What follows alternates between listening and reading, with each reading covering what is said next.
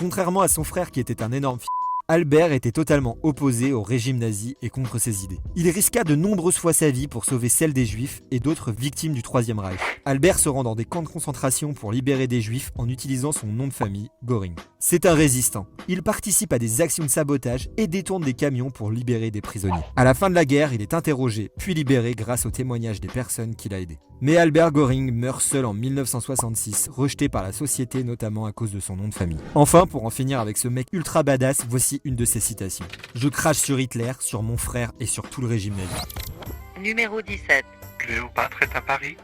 Cette légende était encore très célèbre au début du XXe siècle. Napoléon, ou selon les versions Champollion, Le mec s'appelle On. aurait ramené à Paris la momie de la reine d'Égypte dans les bâtiments de la Bibliothèque nationale. Elle aurait passé de nombreuses années conservée au département des monnaies et médailles antiques. Sauf que la momie aurait mal supporté le climat parisien et aurait commencé à salement se détériorer. On aurait alors enterré le corps de l'ancienne reine dans le jardin du Quadrilatère de Richelieu, près de la Fontaine. Mais est-ce que c'est vrai ?